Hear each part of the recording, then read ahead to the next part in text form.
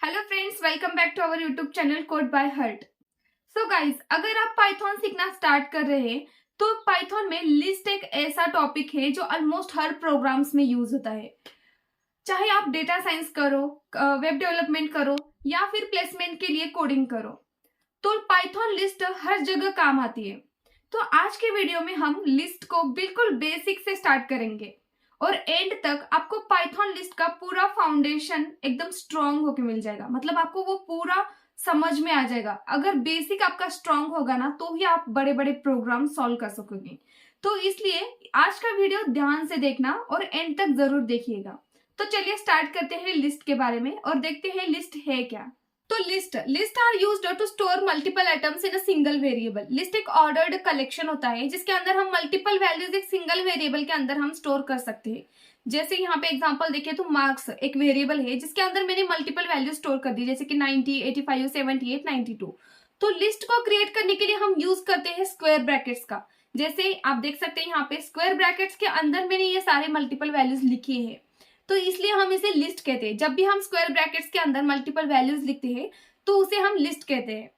तो लिस्ट एक built in data type है। जिस तरह से स्ट्रिंग एक बिल्ट इन डेटा टाइप था पाइथन में, उसी तरह लिस्ट भी एक बिल्ट इन डेटा टाइप है जो हम यूज करते हैं डिफरेंट डेटा टाइप के कलेक्शन को स्टोर करने के लिए। तो क्वेश्चन ये आता है कि क्यों हमें लिस्ट क्रिएट करने की जरूरत पड़ी। तो उसका हम एक एग्जांपल देखेंगे। सोचो तुम्हारे क्लास में 2-4 स्टूडेंट्स है और तुम्हें उसके मार्क्स स्टोर करने हैं। तो तुम यहाँ पे क्या करोगे, मार्क्स 1 इक्वल टू 56, फिर मार्क्स 2 इक्वल टू 78। इस तरह से एक एक वेरिएबल क्रिएट करते जाओगे। मार्क्स 3 इक्वल टू, उसके अंदर तुम यहाँ पे फिर से 57। तो इस तरह से एक एक वेरिएबल क्रिएट करके उसके अंदर एक एक मार्क्स तुम यहाँ पे स्टोर करते जाओगे। लेकिन मैं यहाँ पे क्या करूंगी, एक ही वेरिएबल लूंगी मार्क्स और उसके अंदर में ये सारे वैल्यूज मतलब ये सारे मार्क्स वहां पे स्टोर कर दूंगी। तो लिस्ट क्रिएट करने के लिए मुझे क्या करना पड़ेगा, यहाँ पे स्क्वायर ब्रैकेट्स का यूज करना पड़ेगा। स्क्वायर ब्रैकेट्स के अंदर मैं ये सारे वैल्यू स्टोर कर दूंगी, जैसे 56, 78, फिर उसके बाद 57। तो मैंने यहाँ पे एक ही वेरिएबल के अंदर ये सारे मार्क्स वहां पे स्टोर कर दिए। ये था सिंपल, मतलब हमने 1-2 स्टूडेंट्स के ही मार्क लिए थे। लेकिन अगर समझो तुम्हारे क्लास में है मल्टीपल स्टूडेंट, जैसे कि 200, 100, 300, इतने सारे स्टूडेंट्स हैं और हर एक के मार्क्स तुम्हें स्टोर करने हैं, तो क्या तुम एक एक वेरिएबल लेके उसके अंदर स्टोर करते जाओगे? नहीं, ये बिल्कुल भी सही तरीका नहीं है। तो इसलिए हम यूज करते हैं लिस्ट का। लिस्ट के अंदर हम जितने चाहे उतने वैल्यू स्टोर कर सकते हैं। मैं चाहूँ तो यहाँ पे 200, 300, 400 जितने चाहे उतने स्टूडेंट्स के मार्क्स एक ही वेरिएबल के अंदर यहाँ पे स्टोर कर सकती हूँ। वहां पे कोई भी लिमिट नहीं है हमारे लिए। तो ये एक बहुत ही बड़ा फायदा है लिस्ट का पाइथन में, क्योंकि हम इसके अंदर बहुत सारे वैल्यूज, अनलिमिटेड वैल्यूज भी स्टोर कर सकते हैं उसमें। तो मैं आपको लिस्ट के कुछ कैरेक्टरिस्टिक्स बता देती हूँ। तो लिस्ट एक ऑर्डर्ड होती है, मतलब हर एक लिस्ट का पर्टिकुलर ऑर्डर होता है। वो 0 से स्टार्ट होती है, उसका इंडेक्सिंग नंबर 0 से स्टार्ट होता है। तो सेकंड कैरेक्टरिस्टिक है, लिस्ट म्यूटेबल होती है। म्यूटेबल का मतलब हम लिस्ट के अंदर चेंजेस कर सकते हैं, उसमें ऐड कर सकते हैं, रिमूव कर सकते हैं, उसमें डिलीट कर सकते हैं वैल्यूज। इस तरह से हम उसमें कोई भी चेंजेस कर सकते हैं, इसलिए हम लिस्ट को म्यूटेबल कहते हैं। वो आगे हम देखने वाले हैं डिटेल में। तो थर्ड होता है कि लिस्ट के अंदर हम डुप्लीकेट वैल्यूज भी एलो लिख सकते हैं। मतलब लिस्ट के अंदर अगर हम डुप्लीकेट वैल्यूज लिखते हैं तो वो एलो है उसमें। तो फोर्थ है, लिस्ट के अंदर हम डिफरेंट डेटा टाइप्स की वैल्यू स्टोर कर सकते हैं। जैसे यहाँ पे एग्जांपल देखो, डेटा वेरिएबल ले लिया और उसके अंदर मैंने यहाँ पे 10 क्या है, इंटीजर वैल्यू है। हेलो एक स्ट्रिंग वैल्यू है। 3.14 एक फ्लोट वैल्यू है और ट्रू एक बुलियन वैल्यू है। तो मैंने यहाँ पे डिफरेंट डेटा टाइप्स का कलेक्शन एक ही वेरिएबल के अंदर यहाँ पे स्टोर कर दिया। तो इस तरह से हम लिस्ट में डिफरेंट डेटा टाइप्स को भी लिख सकते हैं एक साथ। यहाँ पे कोई भी इश्यू नहीं है कि हमें पर्टिकुलर यही लिखना चाहिए, वही लिखना चाहिए, ऐसा कुछ भी नहीं है। हम जो चाहे वैल्यू यहाँ पे स्टोर कर सकते हैं लिस्ट के अंदर और लिस्ट क्रिएट कर सकते हैं। जिस तरह से दिवाली के टाइम तुम्हारी मम्मी क्या करती है, एक लिस्ट बना के देती है ना, उसमें डिफरेंट डिफरेंट चीजें होती है। उसी तरह यहाँ पे लिस्ट में डिफरेंट डिफरेंट वैल्यूज हम स्टोर कर सकते हैं, डिफरेंट डेटा टाइप्स की वैल्यूज। अगर मैं चाहूँ तो इस लिस्ट को यहाँ पे प्रिंट कर सकती हूँ। प्रिंट फंक्शन का यूज करके मैं इसे प्रिंट करूंगी मार्क्स। तो यहाँ पे क्या होगा, हमारी लिस्ट हमें प्रिंट होके मिल जाएगी। तो हमें आउटपुट क्या मिल गया, 56, 78, 57। तो हमें हमारी लिस्ट आउटपुट में मिल गई। तो अब हम देखेंगे लिस्ट इंडेक्सिंग के बारे में। तो list indexing means accessing individual element of a list using their position number. Which is called index. मतलब लिस्ट में से एक पर्टिकुलर एलिमेंट को एक्सेस करना उसके पोजीशन नंबर का यूज करके, और उस पोजीशन नंबर को हम कहते हैं इंडेक्स। जिस तरह से यहाँ पे एग्जांपल नंबर्स, और यहाँ पे मैंने मल्टीपल वैल्यूज एक वेरिएबल में स्टोर कर दी, मतलब यहाँ पे लिस्ट क्रिएट कर लिया।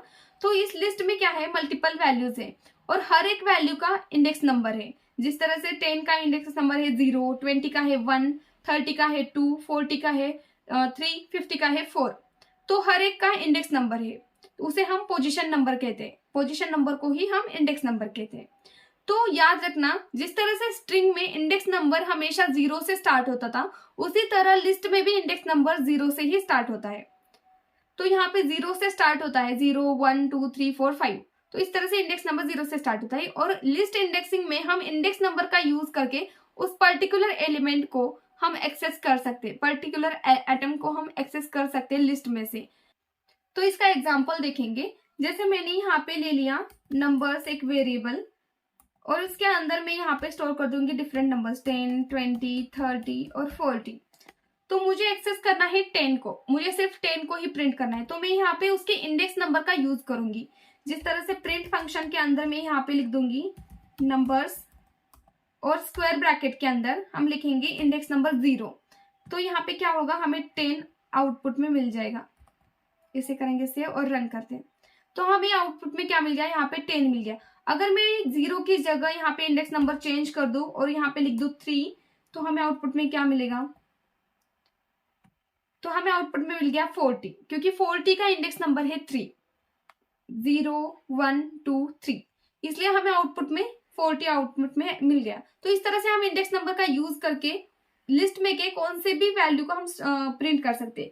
अगर मैं नंबर्स की जगह यहाँ पे स्ट्रिंग लिख दूं, तो मैं एक डिफरेंट एग्जांपल ले लेती हूँ यहाँ पे। जैसे कि फ्रूट्स यहाँ पे मैं स्टोर करूंगी एप्पल। फिर उसके बाद हम और एक फ्रूट ले लेंगे जैसे कि ग्रेप्स। फिर उसके बाद हम और एक फ्रूट ले लेंगे बनाना।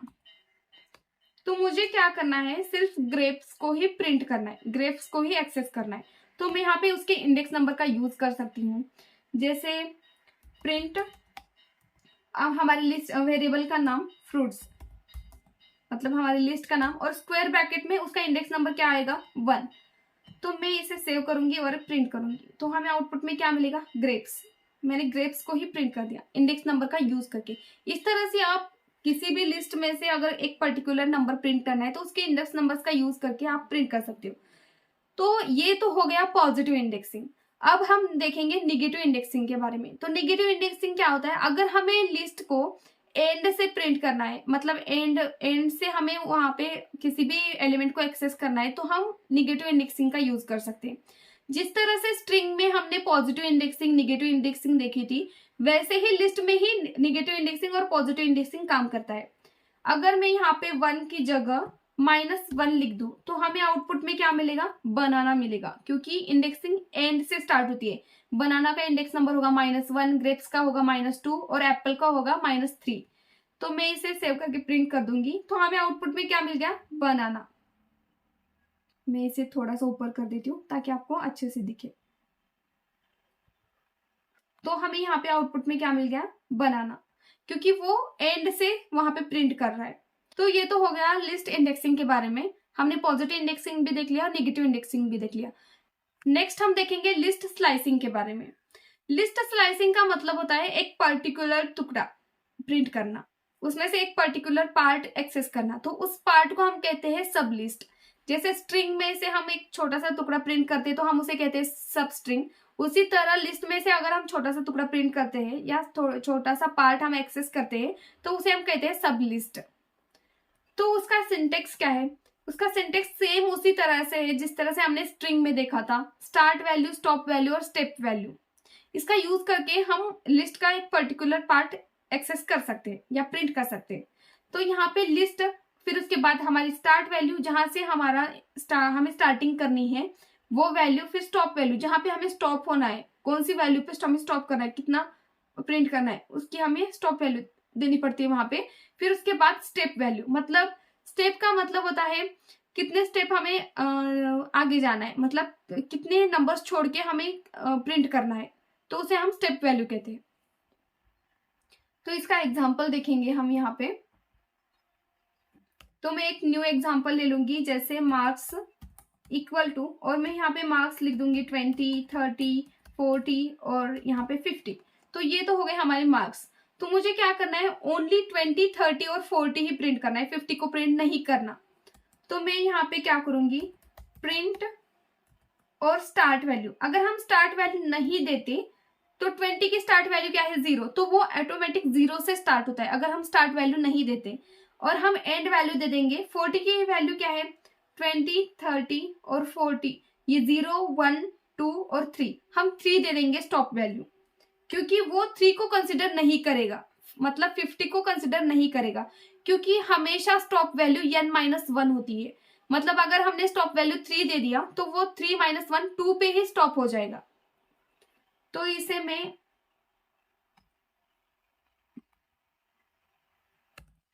यहाँ पे एक नया एग्जांपल ले लूंगी, जैसे कि मार्क्स इक्वल टू, और यहाँ पे हम स्टोर कर देंगे डिफरेंट मार्क्स, जैसे कि 20, 30, 40 और 50। तो ये तो हो गया हमारा डिफरेंट मार्क्स। फिर मुझे क्या करना है, ओनली 20, 30 और 40 ही प्रिंट करना है, 50 को प्रिंट नहीं करना। तो मैं यहाँ पे प्रिंट फंक्शन का यूज करूंगी। फिर उसके बाद हमारे वेरिएबल का नाम, मतलब हमारे लिस्ट का नाम जो है मार्क्स। फिर उसके बाद हम स्क्वायर ब्रैकेट्स में लिखेंगे हमारी स्टार्ट वैल्यू। अगर मैं यहाँ पे स्टार्ट वैल्यू नहीं देती तो वो क्या करेगा, ऑटोमेटिकली 20 से स्टार्ट हो जाएगा, क्योंकि 20 की वैल्यू है 0, और अगर हम स्टार्ट वैल्यू नहीं देते तो वो 0 से स्टार्ट हो जाता है। फिर उसके बाद हम एंड वैल्यू क्या दे देंगे, हमें चाहिए 40 तक, तो इसलिए मैं यहाँ पे इसकी वैल्यू है 0, 1, 2, 3, तो 3 एंड वैल्यू दे दूंगी मैं यहाँ पे। 50 की इंडेक्स नंबर है 3, तो 3 यहाँ पे मैंने क्यों दे दिया, वो 50 को प्रिंट नहीं करेगा, क्योंकि स्टॉप वैल्यू जो होती है ना, वो हमेशा n-1 कंसिडर करती है। मतलब अगर मैंने 3 दे दिया तो 3 - 1 2 इंडेक्स नंबर पे वो स्टॉप हो जाएगा। तो इसे हम करेंगे सेव और फिर इसे प्रिंट करेंगे। तो यहाँ पे मुझे सब लिस्ट मिल गई, 20, 30, 40, जितना चाहिए था उतना ही पार्ट मुझे यहाँ पे आउटपुट में मिल गया। तो अगर मैं यहाँ पे 3 को भी हटा दूं, मतलब अगर मैं यहाँ पे स्टॉप वैल्यू भी ना दूं, तो वो क्या करेगा, पूरी की पूरी लिस्ट कॉपी कर देगा, यहाँ पे कॉपी करके वो मुझे आउटपुट में दे देगा। तो मैं इसे करूंगी सेव और फिर से रन करेंगे। तो यहाँ पे क्या मिल गया, हमें हमारी लिस्ट जो क्रिएट की थी वो एज इट इज हमें आउटपुट में मिल गई। तो अगर क्वेश्चन पूछे आपसे, अगर क्वेश्चन किसी ने पूछा कि लिस्ट क्रिएट करो और उसे प्रिंट करो using slice, same as it is उसकी कॉपी कर दो, तो आप यहाँ वहां पे ये प्रोग्राम वहां पे लिख सकते हैं। तो अब हम यहाँ पे स्टेप वैल्यू का भी यूज करेंगे। तो मैं यहाँ पे और एक कॉलम देके यहाँ पे स्टेप वैल्यू दे दूंगी 2। तो इसे करेंगे सेव और फिर इसे रन करके देखेंगे। तो ये क्या, इसने क्या किया, 20 और 40 को प्रिंट कर दिया। क्यों, क्योंकि ये स्टार्टिंग वैल्यू इंडेक्स नंबर था 0, तो 20 को उसने प्रिंट कर दिया।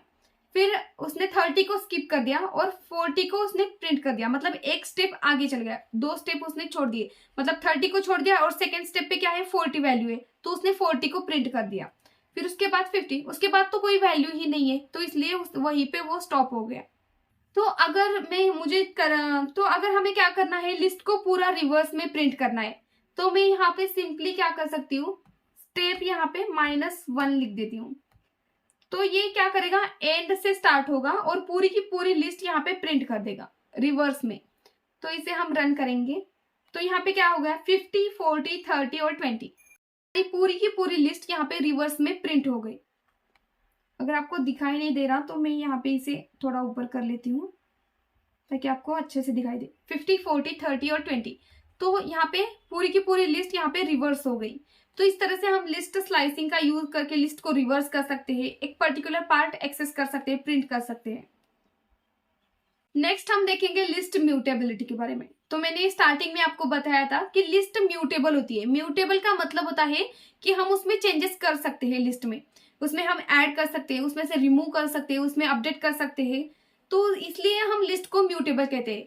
तो जैसे हमने पहले देखा था स्ट्रिंग में, तो स्ट्रिंग क्या थी, स्ट्रिंग इम्यूटेबल थी। इम्यूटेबल का मतलब होता है उसमें हम चेंजेस नहीं कर सकते, लेकिन यहाँ पे लिस्ट में हम चेंजेस कर सकते हैं। लिस्ट में हम ऐड भी कर सकते हैं, रिमूव भी कर सकते हैं और अपडेट भी कर सकते हैं वैल्यूज को।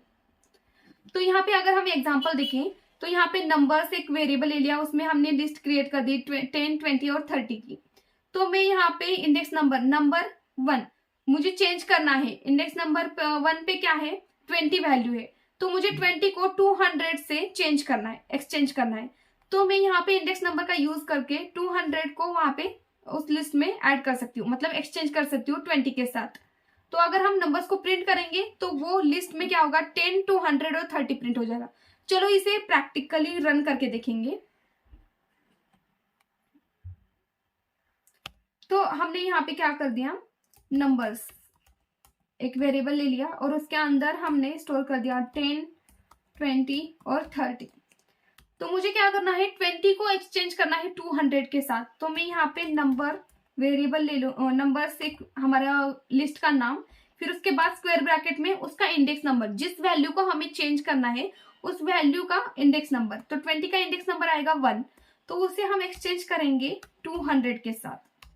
फिर मुझे प्रिंट करना है हमारी लिस्ट को एज इट इज नंबर्स, तो हमारी लिस्ट का नाम।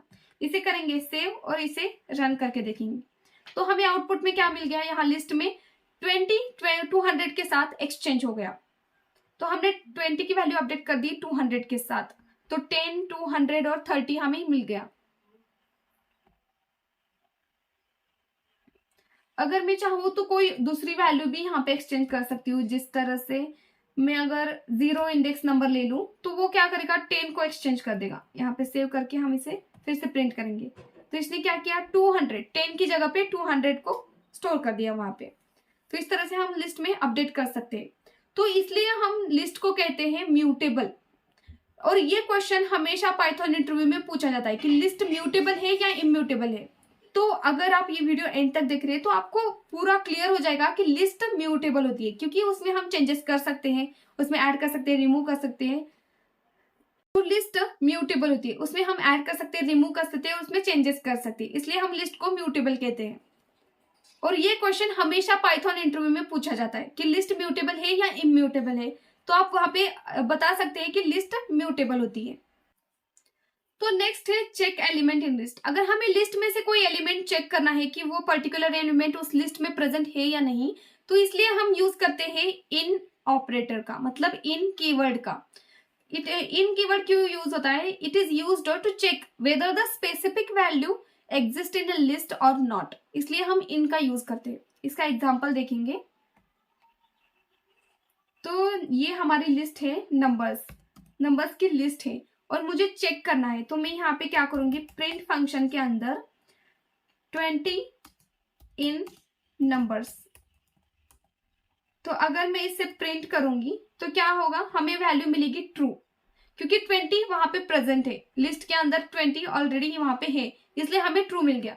अगर मैं कोई डिफरेंट वैल्यू दे दूं, जैसे कि 50, तो मैंने यहाँ पे 50 है या नहीं लिस्ट में, ये चेक करने के लिए मैंने 50 इन नंबर्स लिख दिया। तो अगर मैं इसे रन कर दूं तो हमें क्या मिलेगा, फॉल्स। तो हमें आउटपुट क्या मिल गया, फॉल्स, क्योंकि 50 नंबर्स उस लिस्ट में नहीं है, इसलिए हमें फॉल्स मिल गया।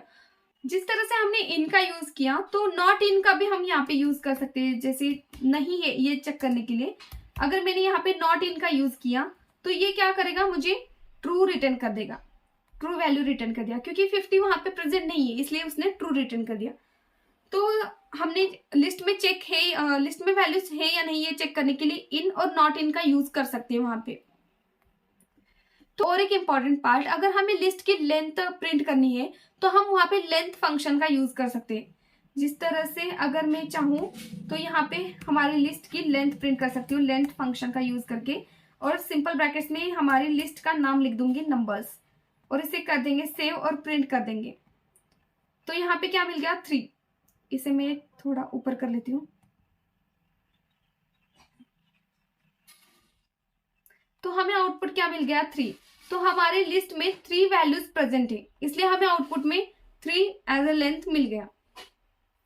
तो आज के वीडियो में हमने देखा कि लिस्ट क्या होती है, लिस्ट इंडेक्सिंग के बारे में देखा, लिस्ट कैसे क्रिएट करते हैं, लिस्ट स्लाइसिंग के बारे में देखा, और लिस्ट की लेंथ कैसे चेक करें, और लिस्ट में कोई वैल्यू पर्टिकुलर है या नहीं, एग्जिस्ट है या नहीं, ये चेक करने के लिए हमने इनका भी यूज किया। तो ये था बेसिक पार्ट। जिसने भी ये वीडियो एंड तक देखा होगा तो आई एम श्योर उनका बेसिक पूरा क्लियर हो गया होगा। तो नेक्स्ट वीडियो में हम देखेंगे लिस्ट के फंक्शंस के बारे में, मेथड्स के बारे में, और लूपिंग थ्रू लिस्ट हम कैसे कर सकते तो वो भी हम देखेंगे। और मोस्ट इंपॉर्टेंट पार्ट मतलब लिस्ट कॉम्प्रहेंशन, तो ये एक बहुत ही इंपॉर्टेंट पार्ट है जो कि इंटरव्यू में पूछा जा सकता है। तो अगले वीडियो को जरूर देखिएगा। तो नेक्स्ट वीडियो में हम ये सारा कवर करने वाले हैं।